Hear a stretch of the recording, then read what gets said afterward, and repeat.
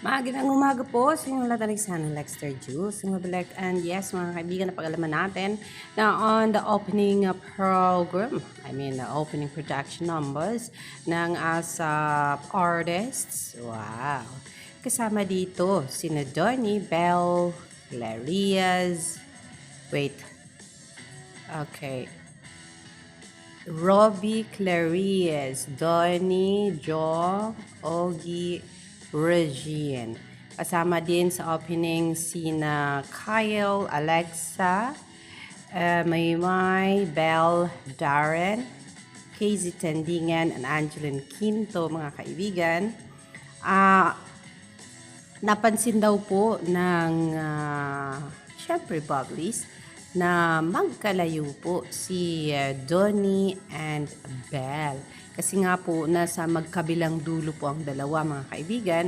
But then, syempre, after ng production number, nakita nila itong dalawa na magkatabing muli. So yes, mga kaibigan, kung nagkasayahan man ang mga followers ni Belle and Donnie sa kanilang mga solo era, nagkasayahan din po ang taga-subaybay, followers ni Kai Montinola and Kyle Echari, kasi nakita din po nilang pinagtabi si Kyle sa production numbers at pinagtabi din si Donnie and Belle sa production numbers at lalong masaya ang taga-subaybay ni Kim Chiu and ni Paolo Avellino dahil sila po ay magkasama. And then sa meet and greet, magkasama din po si Kai and Kyle, mga kaibigan. Though ang nakita natin ay napaka-blurry na mga pictures.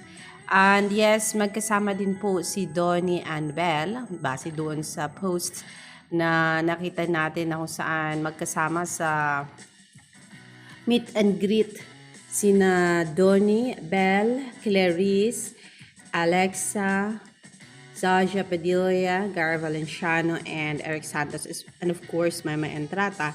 At magkasama pa rin po sila, though hindi sila magkatabi, kasi mas pinaupo yung mga babae at tumayo na lang itong si Donnie Pangilinan, napaka-gentleman, sa likuran po ng mga babae sitting in front. So yes, mga kaibigan, talagang kiligin at kilgin talaga ang mga fans na kahit pinaghiwalay na sila, kahit na nag-decide sila na mag-solo era sila, ay magkasama at magkatabi pa rin at mas lalo pang naging sweet itong si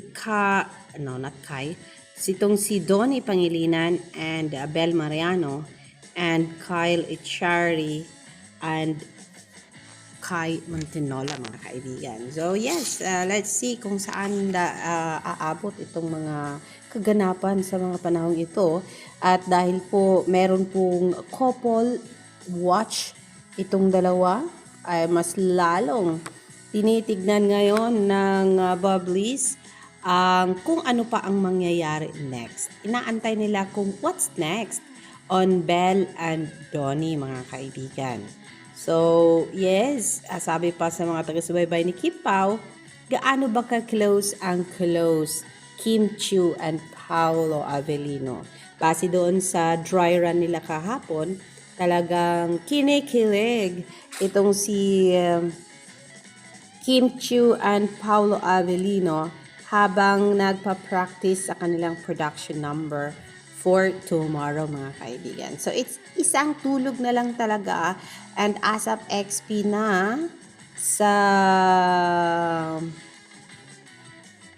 Australia, mga kaibigan. Alam ko, excited na po kayo.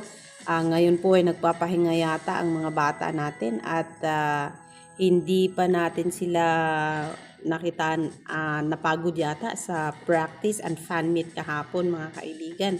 And so yes, aabangan natin mamayang hapon kung ano ba ang gagawin nitong ASAP XP artists for today, mga kaibigan. As of now, yan po ang ating nakita, itong kilig na pakiramdam ng mga taga-subaybay ng Kim Pao ng Don Bell at ng kay Kyle, mga kaibigan. May balibalita din po daw na nililigawan ni Darren sa Alexa. We do not know if that is true.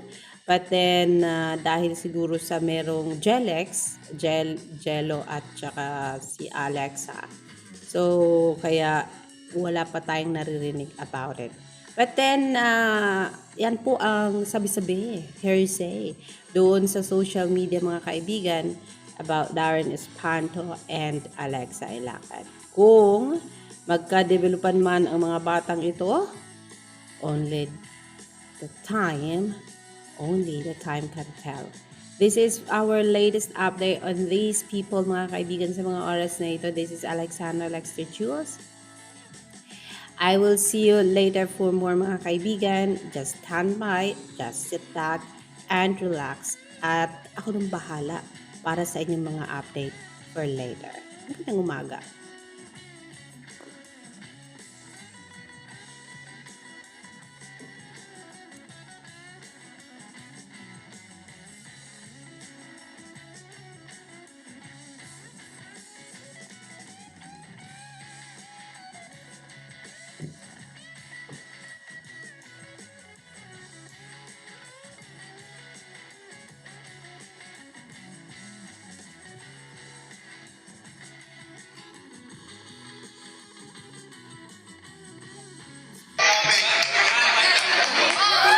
Specific kasi dapat.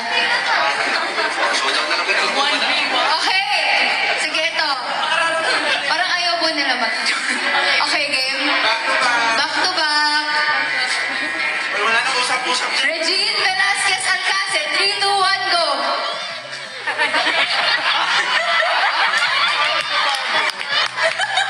May sound effect si ate.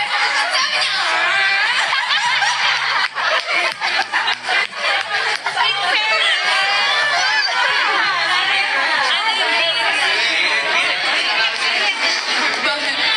hindi, kasi walang sound effect si Kuya Robby. Si ate kasi may Wait, kailangan ko ng isa. Isa pa. Si Mami nagpo-morph. Paano si Mami? Ano ginawa ni Mami? Dare. Oh, kaya. O sige. Oh, for the win na to. For the win.